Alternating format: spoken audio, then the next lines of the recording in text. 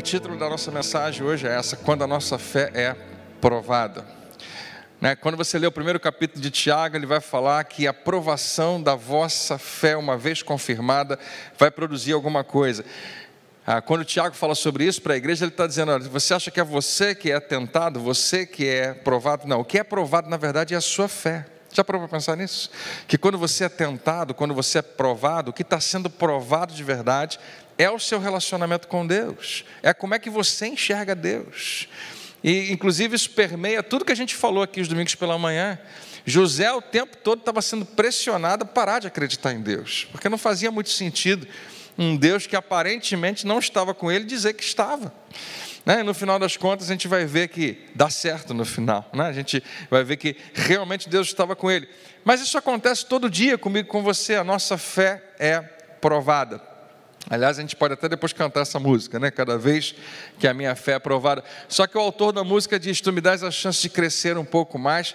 Mas tem tanto mais nessa história, tem tanto mais que acontece quando a nossa fé é provada. Deixa eu te falar, sempre que ela for provada, ela pode ser reprovada e ela pode ser aprovada. Mas uma coisa é certa, nunca vai deixar de ser provada. Você vai sempre encontrar desafios que vão revelar o que está dentro de você. E se tem um desafio grande, um dos maiores que você vai encontrar é o que esses três jovens experimentam. Para dar o contexto, é legal você lembrar, muita gente já deve conhecer a história, já deve ter ouvido mais de uma vez, mas o rei da Babilônia chamava-se Nabucodonosor. Ele é, no momento, o grande imperador do maior reino que existia no tempo. Então, seria um Donald Trump hoje, se bem que ele não está com essa bola toda, mas seria o governador da maior nação, do maior império naquele tempo, Nabucodonosor. O que ele mandava acontecia aí, tocava às vezes mais do que a sua própria nação, porque a Babilônia já tinha conquistado outras nações também. Existiu esse momento onde a terra teve grandes impérios. Esse é o momento do Império Babilônico. E ele chega um dia e ele tem uma ideia, ele quer construir uma estátua imensa, quase do tamanho do Cristo Redentor, toda de ouro. Olha que legal. Já pensou uma estátua dessa? E essa estátua vai ser o símbolo da grandeza e da glória do seu reino. Só que ele convida todo mundo a tratar aquela estátua, aquela imagem, como uma imagem dele mesmo e como Deus. Não qualquer Deus, o Deus que ele está estabelecendo. Aliás, a maioria dos imperadores na antiguidade acreditavam que eram deuses. E as pessoas já achavam também que eles eram deuses. Então ele diz: agora, quando vocês ouvirem a música tocando, vai tocar uma música. Ele tinha uma orquestra lá que chegava num determinado lugar, começava a tocar música próximo lá da estátua. Todo mundo tinha que se aproximar, se dobrar e adorar aquela estátua. O que pode parecer simplesmente algo cultural, a gente pode pensar que faz parte da religião deles. Só que ali no meio tinham três rapazes, pelo menos, tinham mais, mas três rapazes que já tinham sido instruídos, não apenas culturalmente, mas a vida deles, a vida que eles experimentaram, a fidelidade que eles tinham a Deus, a aliança que eles tinham com Deus, era tão profunda, e eles sabiam muito bem que a primeira coisa que Deus pede do seu povo é que eles não adorem outros deuses. Você lembra dos 10 mandamentos? Eles sabiam de cor, eles conheciam mais do que qualquer outra coisa. Talvez eles conhecessem, como bons estudiosos, todas as leis que existiam até então. A gente está falando ainda de antiga aliança. Algumas leis foram sendo traduzidas durante aquele período intertestamentário. A gente não vai para lá ainda, mas eles já sabiam com certeza muita coisa. E uma coisa eles nunca iam esquecer: os 10 grandes mandamentos que eu e você conhecemos. E se eu perguntar para você, você conhece os 10 mandamentos, e pedir para você recitá-los, você vai lembrar de 3 ou 4. Não matarás, não adulterarás, e alguns lembram de outros. Mas o primeiro de todos é quando Deus chega para Israel, para a sua nação, e diz: eu sou o Senhor teu Deus, não terás outros deuses. Eles tinham isso bem impresso dentro deles. Então, o desafio agora é muito grande. O rei está mandando todo mundo se dobrar. Mas a gente não vai se dobrar porque nós temos uma fidelidade ao nosso Deus. Ok, vocês não vão se dobrar. A lei está dizendo que quem não se dobrar vai morrer. Era um rei muito bonzinho. né, com uma grande facilidade de relacionamento com as pessoas. Se não fizer o que eu mando, morre. E morre da pior maneira, porque a morte tinha que ser bem marcante, bem dramática, para ninguém mais querer desobedecer. Vai ser lançado numa fornalha, vai ser queimado vivo. Hoje o dia está meio sangrento. De manhã eu fiz também aqui menção, né, de uma morte terrível que aconteceu na época lá de José. E agora, mais uma vez, está se falando então dessa possível morte de quem não obedeceu um mandato real, um decreto do rei. É um confronto entre reinos. Confronto que a gente não percebe porque é invisível. E não é entre Babilônia e Israel. É um confronto entre o reino das trevas e o reino de Deus. É um confronto que a gente não percebe porque ele é invisível, mas que acontece dentro do ser humano, dentro de você. Quando eu sou tentado e consigo até descobrir como burlar a lei, porque eu posso muito bem me ajoelhar aqui escondidinho, ninguém vai ver, eu sei que eu estou bem com Deus, mas é o que acontece dentro de mim. Frequentemente, a minha fé está sendo provada. E eu quero colocar para você 3 lugares onde a sua fé vai ser provada frequentemente, que é na sua adoração, na sua firmeza e na sua fidelidade. Que na verdade eles se entrelaçam. As 3 são muito parecidas. A gente não percebe isso, mas você vai ser provado na sua fé, apontando para essas 3 coisas bem fortes dentro de você, né? No sentido espiritual, o que está acontecendo aqui é um confronto. E eles vão fazer uma pergunta que eu e você frequentemente fazemos: o que eu faço? Qual é a decisão que eu devo tomar diante desse dilema? Eu tenho 2 opções no mínimo. Eu obedeço a ordem do rei, ou eu obedeço a Deus. Eu obedeço a quem? Em geral, esse dilema acontece da seguinte maneira: eu faço o que Deus me pediu para fazer, ou eu faço o que eu quero fazer? Eu faço o que eu acredito que é certo, ou o que eu acredito que pode me trazer mais benefício?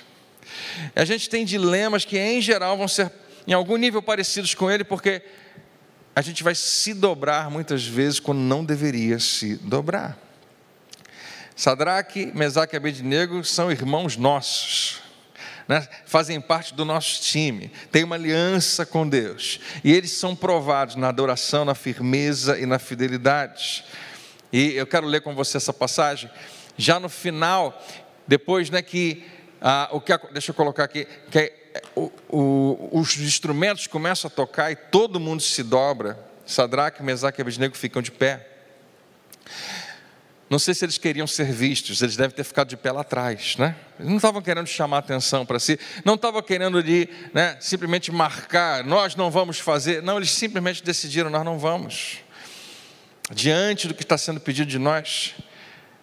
Mas vocês vão morrer, nós vamos morrer, mas nós não vamos desobedecer, nós não vamos quebrar uma aliança que nós temos com o nosso Deus. É muito forte isso, e talvez não se aplique todo dia na nossa vida. Talvez os nossos desafios não sejam encarar a morte, mas em algum nível aponta nessa direção. Alguém viu? Tem 3 caras que não estão se dobrando. Será que eles são surdos? Será que eles não estão ouvindo a música? Vocês estão ouvindo a música? Estamos. Por que vocês não se dobram? Nós não vamos adorar outro Deus. Eles são levados até a presença do rei. O rei conhece eles bem, o rei gosta deles, e o rei vai dar uma chance para eles, e diz assim: é verdade, Sadraque, Mesaque e Abednego, perguntou o rei Nabucodonosor, que vocês se recusam a servir os meus deuses? Porque para ele não tinha problema, você tem o seu Deus, tudo bem, tenha o seu Deus e tenha os meus também, bota eles todos juntos, eles vão se dar bem, vai dar tudo certo. Não, vocês se recusam a servir aos meus deuses e a adorar a estátua de ouro que eu mandei construir. É verdade, porque quando alguém faz alguma coisa errada, o patrão sempre pergunta assim: isso é verdade? Isso realmente aconteceu? Para dar uma chance para a pessoa de se explicar. E ele diz: eu vou dar mais uma oportunidade a vocês. E aparentemente esse rei está sendo muito paciente, porque ele é o rei. E ele era, com certeza, a Bíblia vai mostrar isso para a gente, muito prepotente. Qualquer um que desobedecesse, ele não tinha chance, mas mostra que ele realmente tinha uma simpatia por esses hebreus. Vou dar mais uma chance a vocês. Quando a música da trombeta, da flauta, da cítara, do saltério, da flauta dupla, de todo tipo de instrumento for tocado, ou seja, toda a nossa banda de louvor começar a tocar, vocês vão obedecer à direção da adoração e vocês vão se dobrar. Se vocês se curvarem, queridos, eu queria que você enxergasse, porque eu não duvido que isso aconteça com você em algum nível amanhã. Um convite, uma proposta para você se curvar. Não vai fazer mal a ninguém, não tem problema nenhum. Se vocês se curvarem e adorarem a estátua, nada lhes acontecerá. E em geral é o que o diabo fala para a gente. Não vai acontecer nada, vai ficar tudo bem. Mas, aqui ficou errado, se vocês não fizerem isso, serão, olha, ficou o ser lá e o ão aqui, tá? Serão jogados imediatamente na grande fornalha acesa, porque se tivesse apagado não tinha problema, né? Cair lá dentro. Serão lançados, jogados imediatamente na grande fornalha acesa. E olha como ele termina: e qual é o Deus que vai poder livrar você das minhas mãos? Quando eu e você lemos isso, a gente já faz, né, assim, rapaz, esse cara não sabe com quem está mexendo. Nós estamos do lado de fora assistindo um negócio desse, e o rei todo prepotente, todo orgulhoso, fala: quem é o Deus? E a gente crente vai falar: esse cara não faz ideia na enrascada que ele vai se meter. Mas eu queria que você parasse de pensar nisso um minuto e pensasse: se você é um desses jovens, é um desses Sadraques, Mesaques e Abednegos, e você realmente está sendo tentado a pensar: quem é o seu Deus? Qual é o real tamanho dele? Porque Sadraque, Mesaque e Abednego já tinham visto muitos outros jovens hebreus morrerem. Já tinha visto muita desgraça acontecer. Já tinha visto muita coisa acontecer que eles não sabiam explicar. E eles continuam acreditando: Deus está com a gente. Mas e quando você for tentado a se perguntar: será que Deus está mesmo? E o diabo, aqui, pela boca de Nabucodonosor, vai nos perguntar: quem é o Deus de vocês? Quem é o Deus que vai poder livrar você disso? Você tem um Deus desse tamanho mesmo? Porque eu sei que o seu pastor diz lá na sua igreja que Deus é grande, que Ele é bom, que Ele cuida de você, mas olha como é que está a sua vida. Olha como é que estão acontecendo as coisas ao seu redor. Como é que você vai conseguir conciliar uma coisa com a outra? A realidade que você tem experimentado e essa ideia estranha de que Deus é bom, é grande e que está com você. Quem é o Deus que vai poder livrar vocês? Em outras palavras, vocês acham que eu estou brincando? A ameaça é séria. Vocês estão prontos para morrer mesmo? Quem é o Deus que vai livrar vocês? Talvez esse pudesse ser até o título de hoje. Quem é o Deus que vai livrar vocês? Porque essa pergunta sempre tem uma resposta. Só que ela pode ser diferente para cada um de nós. E eles vão começar a responder, já que o rei deixou eles falarem. Um deles vai pegar o microfone e vai falar, né? Sadraque, Mesaque e Abednego responderam ao rei, respeitosamente: ó rei Nabucodonosor, nós não precisamos defender-nos diante do Senhor. O que é uma coisa aparentemente muito ofensiva para se dizer a um rei, que acabou de decretar algo contra você. Mas eles estão falando a pura verdade. Que opção eles têm? Eles poderiam inventar vários argumentos para dizer o porquê. Deixa eu explicar para o senhor, para a gente é muito sério isso. Nós temos raízes, as nossas origens, a nossa tradição. Rei, o senhor tem que entender a gente. Ele nem para, porque ele sabe que não tem argumento contra a ordem de um rei. Não tem. Então é bobagem gastar tempo tentando se defender. E deixa eu te falar, isso funciona para tanta coisa na nossa vida. Às vezes a gente acha que vale a pena parar um pouco e colocar o nosso argumento para pessoas que nem vão ouvir. Nós não precisamos nos defender. Em outras palavras, ele está dizendo: nós não podemos fazer nada. A única pessoa que pode nos defender é o nosso Deus. E aí ele começa a falar de Deus. Isso é que é espetacular. Porque Nabucodonosor, em algum nível, está afrontando a Deus. Ele não sabe disso, mas ele fala: quem é o Deus que vai poder levar? Porque, rapaziada, os seus três engraçadinhos, vocês acham que são quem? Vocês acham que vocês são os poderosos, os fortões, que todo mundo se curva e vocês não se curvam? Vocês acham que vocês são os grandões, né? Que os tais? Vocês não são nada. E eles não vão discordar. A questão não é eles, a única questão é quem é o Deus deles. Por isso eles vão apontar para Deus. E eles vão dizer, olha, está tudo na mão dele. Nós vamos apenas cumprir o que ele quiser.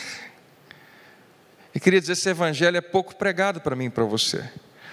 Para muitos de nós, porque você um dia levantou a sua mão e se entregou a Jesus, alguns acreditam que você foi transformado num super-herói que não tem mais problemas, que resolve tudo, que tem poder, você mesmo, para resolver as suas questões, e aí você sabemos que não é assim. Que sim, Deus nos dá força, Ele é a nossa força. Que sim, Ele nos dá poder, mas é o seu poder à nossa disposição, mas o poder dele não está cumprindo a nossa vontade, mas a vontade dele. E eles começam a falar, nós não vamos nos defender diante de você, rei, mas deixa eu te falar o que vai acontecer. Se o nosso Deus, a quem nós servimos, não a qualquer outro Deus, a esse nosso Deus, a Ele a quem nós servimos, quiser nos livrar, Ele nos livrará da grande fornalha, que o Senhor está fazendo uma propaganda tão grande, que ela é tão perigosa, a ameaça é tão forte, Deus pode nos livrar, e também de você, e também das tuas mãos, ó rei. Se Deus quiser nos livrar, Ele vai nos livrar, mas Ele continua, mas se Ele não o fizer, se Ele não nos livrar, interessante, porque eles sabem que isso é uma possibilidade. Se a gente morrer nessa fornalha, nós vamos morrer bem conscientes do que nós fizemos. Nós não vamos ficar chateados porque que Deus não nos livrou. Nós não vamos ficar pensativos, como é que Deus é tão bom e tão maravilhoso e nos permite ser jogado numa fornalha, porque eles vão ser jogados daqui a pouco. Se Ele não nos livrar, saiba, ó rei, nós nunca serviremos aos seus deuses, nem adoraremos a essa estátua de ouro que o Senhor levantou. Ó rei, respeitosamente, nós não vamos fazer isso. Nabucodonosor ficou tão furioso, ninguém vai desafiar a autoridade dele, na frente dele. Quem esse cara pensa que é? Quem esses rapazes pensam que são? Ficou tão furioso com Sadraque, Mesaque e Abednego que o seu rosto mudou. Acabou a simpatia, acabou o amor. Ele ordenou aos seus servos que a fornalha fosse aquecida 7 vezes mais que de costume. Isso é a raiva dele falando, mas também a ameaça aumentando. É isso mesmo? Vocês acham que essa fornalha não é suficiente? Deixa eu te mostrar qual é o poder dela. E aumenta 7 vezes mais. Chamou os homens mais fortes do seu exército. E se você acha que você é forte, nessa hora você não ia querer ser, né? E mandou amarrar Sadraque, Mesaque e Abednego e jogá-los na grande fornalha em chama. Chama os mais fortes. Por quê? Porque não é qualquer um que vai aguentar o calor dessa fornalha. E olha o que acontece com esses homens. Os 3 foram vestidos com os seus mantos, capas, turbantes, e as outras roupas foram bem amarrados com cordas e jogados dentro da grande fornalha. De roupa, tudo que eles tinham de roupa e ainda amarrados, jogados no fogo. O fogo, por causa da ordem do rei, estava tão forte que matou os soldados que jogaram os 3 judeus na fornalha. O calor matou aqueles que jogaram. Imagina o que ele fez com os que foram jogados. Imagina o que aconteceu com os restantes. A Bíblia vai contar para a gente. Sadraque, Mesaque e Abednego caíram amarrados dentro das chamas terríveis da fornalha. E então, o rei Nabucodonosor, que assistia a tudo, se levantou, espantado. Ele conseguia ver alguma coisa acontecendo na fornalha e perguntou aos seus conselheiros: nós não jogamos 3 homens no fogo? Que eu me lembro eram 3, Sadraque, Mesaque e Abednego. Sim, ó rei, responderam eles. Mas olhem, gritou o rei Nabucodonosor, eu estou vendo 4 homens desamarrados, andando pelo fogo. Eles nem se queimaram com as chamas. Além disso, o 4º homem parece ser o quê? Filho dos deuses. Ele quase acertou. Parece ser um filho dos deuses. Queridos, hoje pela manhã falando sobre José, José tem um momento com o faraó também, do Egito, e aparentemente ele vai perder a maior oportunidade da vida dele, porque o rei faz uma pergunta para ele, ele diz que ele não sabe responder, mas que Deus consegue, e aparentemente, e isso poderia ser ofensivo para o faraó. Quem você pensa que é para falar do seu Deus? Mas José não abre mão de pegar Deus e colocá-lo em cima, sempre. Esses 3 rapazes estão fazendo a mesma coisa. Eles não estão falando deles, não estão falando da sua fidelidade, não estão falando da sua firmeza, nem da sua adoração a Deus. Eles estão simplesmente apontando para a grandeza de Deus e dizendo: se ele fizer, fez; se ele não fizer, não fez. Mas nós não vamos quebrar a nossa parte entre nós e Deus. E eles exaltam o nome do Senhor. E até aqui o rei acha que esse Senhor deles, que esse Deus deles, não é de nada, não vai fazer coisa nenhuma, não tem esse poder todo. Quem é o Deus que pode livrar-nos? Mas agora ele está vendo o próprio Deus no meio do fogo, junto com eles. Nabucodonosor se aproximou o máximo possível da grande fornalha e gritou, e agora ele mesmo, na boca do próprio rei, do imperador da Babilônia: Deus é exaltado. Servos do Deus Altíssimo, mais alto que qualquer outro, saiam da fornalha, venham até aqui. Então Sadraque, Mesaque e Abednego saíram do meio do fogo. Tem alguém do seu lado que você pode falar? Diz para quem está do seu lado: sempre tem a hora de sair do fogo. O fogo chega uma hora que a gente sai dele, graças a Deus, né? Todos os príncipes e governadores, oficiais, conselheiros se ajuntaram à volta de Sadraque, Mesaque e Abednego para ver se eram fantasmas, né? Não sei. E viram que o fogo não tinha sequer tocado neles. Nem um fio de cabelo havia sido queimado, as suas roupas não estavam queimadas, nem cheiro de fumaça havia neles. Glória a Deus. E mais uma vez o rei vai exaltar a Deus, um Deus que ele não acreditava, não respeitava, não conhecia, mas por causa desses jovens, ele declara: bendito seja o Deus de Sadraque, Mesaque e Abednego, porque ele mandou o seu anjo para salvar os seus servos fiéis. Ele não via isso acontecer com mais ninguém, mas viu acontecer com o Deus de Israel, que não quiseram obedecer às ordens do rei e preferiram morrer a adorar outro Deus que não fosse o seu próprio Deus. Eu marquei aqui para você guardar: preferiram morrer, ou seja, tinham uma fidelidade. Lembra que a gente falou de quando a sua fé é provada, a sua fidelidade a Deus, o seu relacionamento com Deus está sendo provado? Eles tinham uma fidelidade que ia até o final. Nós às vezes temos uma fidelidade a Deus, mas ela tem um limite. Eu sou fiel a Deus, mas se algumas coisas acontecem, chega uma hora que não dá mais para eu ser. Não, se está ameaçando a minha vida, se está ameaçando, não, o que quer que seja, ou até por menos. Não, eu vou ser fiel aqui a Deus, nisso, naquilo outro, por 1 ano, e vamos fazer um teste. E a gente coloca limites, muitas vezes, na nossa fidelidade. Eles mostram que ser fiel a Deus é ser fiel até a morte, ser fiel até o final. Ele diz: preferiram morrer, preferiram a alternativa pior que pudesse ser, não importa qual, mas qualquer outra alternativa, a adorar outro Deus. E aqui esse outro Deus eu quero colocar qualquer outra coisa que esteja competindo pela sua atenção, qualquer outra coisa que esteja competindo pelo seu foco, pela sua concentração, pelo seu tempo. Você sabia que uma das coisas mais preciosas que você tem, mais do que dinheiro, é tempo? Porque dinheiro talvez você consiga mais, talvez você perca, né? Tempo você não tem como ter mais. Você tem um tempo estabelecido, determinado, e tudo aqui você dá tempo revela a sua devoção. Se alguma coisa está competindo com um Deus pelo seu tempo, é outro Deus. E ele está dizendo: preferiram morrer a adorar outro Deus que não fosse o seu próprio Deus. Nós cantamos essa canção que diz: sou teu, rendido estou, sou propriedade exclusiva, só teu e de mais ninguém. Quantos aqui sabem que você é propriedade exclusiva de Deus, que Ele não te divide com outros deuses? Ele está dizendo aqui, né?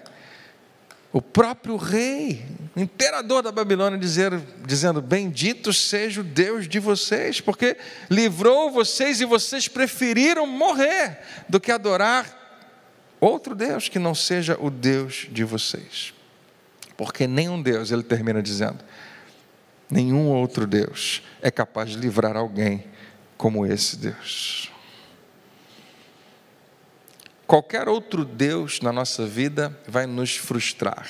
Qualquer outro Deus na nossa vida vai nos decepcionar. Nenhum deles vai, no final das contas, te salvar e te livrar. Mas, na verdade, nós dizemos, mas eu não tenho outro Deus, eu só tenho um Deus. E hoje eu quero convidar você a reexaminar as coisas que querem ser Deus na sua vida, que querem ter a sua atenção e até a sua adoração. Adoração é onde você fixa os seus olhos. E eu não vou criticar qualquer prática sua, você sabe muito bem.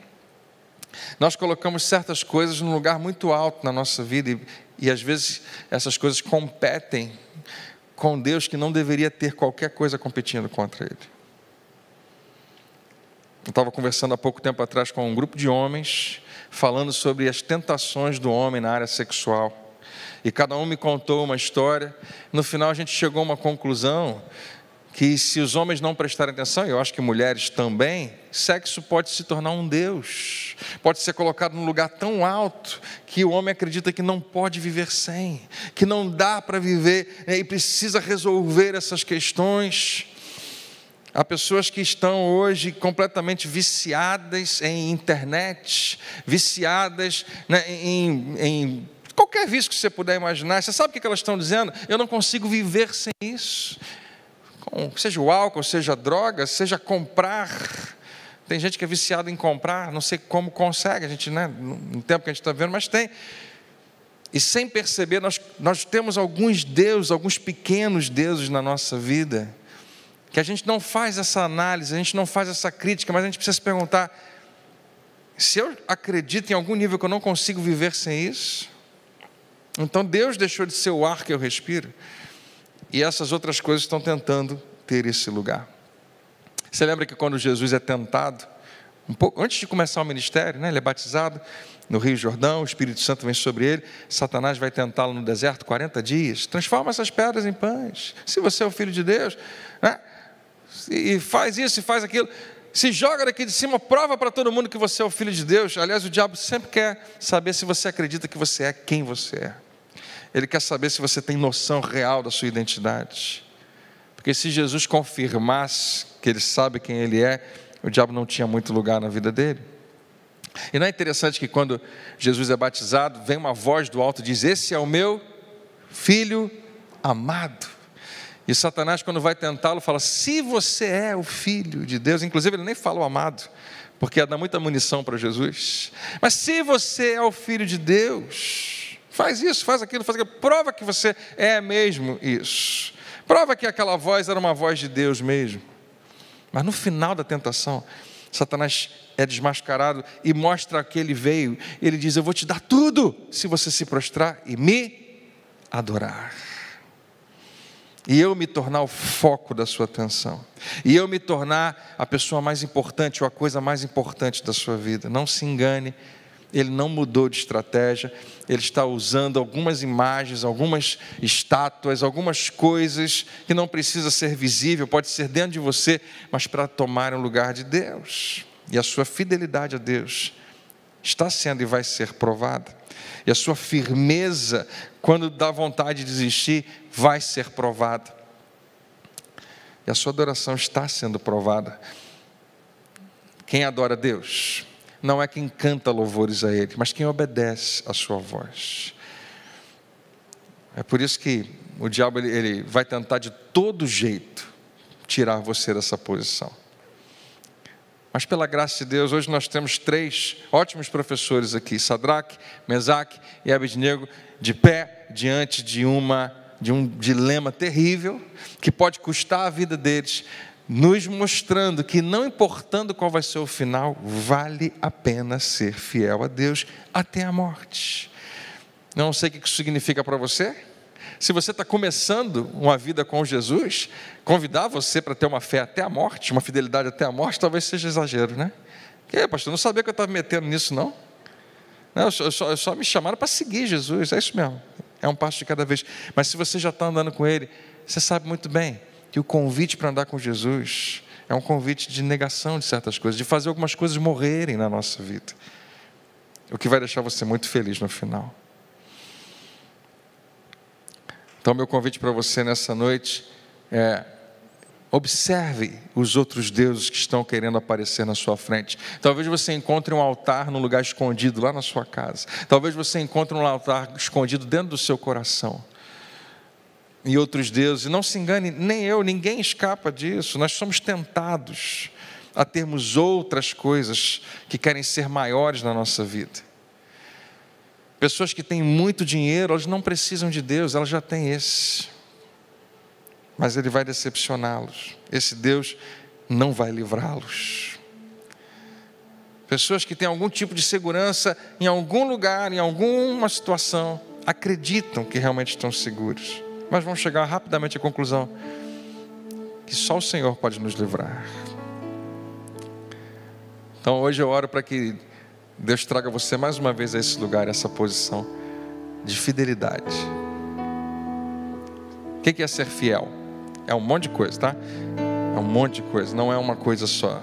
Tem a ver com o que a gente fala, falar a verdade, tem a ver com fazer o que a gente disse que a gente ia fazer, estar onde a gente disse que ia estar, mas principalmente fidelidade significa alguém em quem eu posso confiar. Fidelidade significa que você vai permanecer no mesmo lugar, firme até o final, mesmo quando tudo dá errado, eu vou continuar sendo fiel. Nós aprendemos a fazer isso quando a gente escolhe um time para a gente torcer. Você pode ser América, você vai ser até o final, você não vai virar casaca. Você é fiel, porque não custa nada, né? Você não vai perder nada com isso. Não importa se você é Flamengo, Fluminense, Vasco, você não muda de time, você é fiel ali, mas não tem custo para você, graças a Deus, eu acho que você não paga o salário de nenhum desses jogadores, talvez. Mas quando custa alguma coisa para a gente, ser fiel e permanecer firme no mesmo propósito, mesmo quando está dando tudo errado, vai acontecer comigo e com você, vai acontecer, e você vai ser provado. Mas que você aproveite a oportunidade para crescer um pouco mais, amém? Você recebe essa palavra hoje? Vamos ficar de pé para a gente orar?